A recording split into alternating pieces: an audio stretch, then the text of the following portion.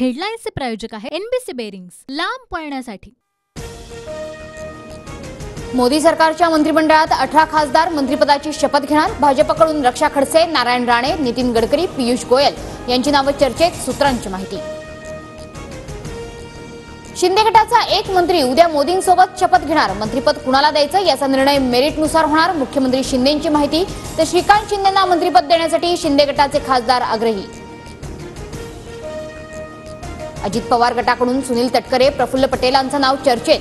अजित पवारांच्या राष्ट्रवादीतून एक मंत्री मोदींच्या मंत्रिमंडळात सहभागी होणार। नरेंद्र मोदी ढोंगी, संविधानाबाबत लोकांनी झिडकारल्यानंतर संविधानाची प्रत मस्तकी लावली, संजय राऊतांची टीका। उद्या संध्याकाळी 7:15 वाजता नरेंद्र मोदींचा शपथविधी। भाजप नेत्यांच्या शक्ती प्रदर्शनात मोदी तिसऱ्यांदा पंतप्रधान पदाची शपथ घेणार। शपथविधी सोहळ्याच्या पार्श्वभूमीवर राजधानी दिल्लीत कलम 144 लागू। मुंबईत आज भाजप आमदारांची महत्त्वाची बैठक। उपमुख्यमंत्री देवेंद्र फडणवीस आणि बावनकुळेंच्या उपस्थितीत बैठकीत विधानसभा मतदारसंघातील कामाचा आढावा घेतला जाणार। काँग्रेसच्या कार्यकारिणीची दिल्लीतील अशोका हॉटेलमध्ये महत्त्वाची बैठक। सोनिया गांधी, खरगे, राहुल गांधींसह नाना पटोलेंचीही उपस्थिती। राहुल गांधींच्या विरोधी पक्षनेतेपदाबाबत चर्चा झाल्याची शक्यता। महाराष्ट्रात काँग्रेसचं जास्त मेरिट। निकाल आलाय, कुणाच्या सर्टिफिकेटची गरज नाही। नाना पटोलेंचं राऊतांना उत्तर। तर मेरिटच्या आधारावर जागा वाटप झालं असतं तर अधिक जागा जिंकलं असतो, पटोलेंचं वक्तव्य।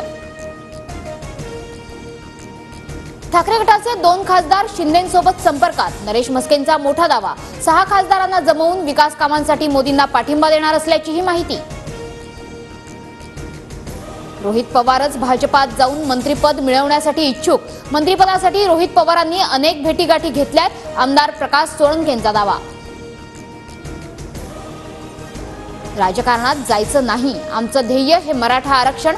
मात्र आरक्षण न दिल्यास राज्यात 288 उमेदवार उभे करणार, जरांगेंचा राज्य सरकारला इशारा। अमरावतीच्या मेळघाटात पाणी टंचाईच्या झळा कायम। 13 गावात 17 टँकरनं पाणी पुरवठा। तलावाशेजारी झरे खोदून पाणी काढण्याची ग्रामस्थांवर वेळ।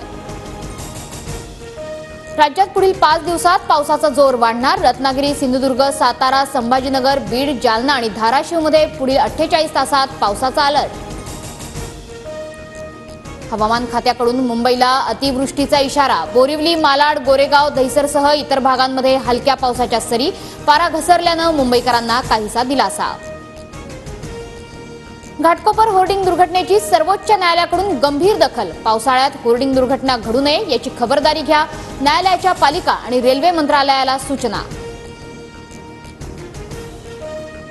हेडलाईन्सचे प्रायोजक आहे एनबीसी बेरिंग्स, लांब पळण्यासाठी।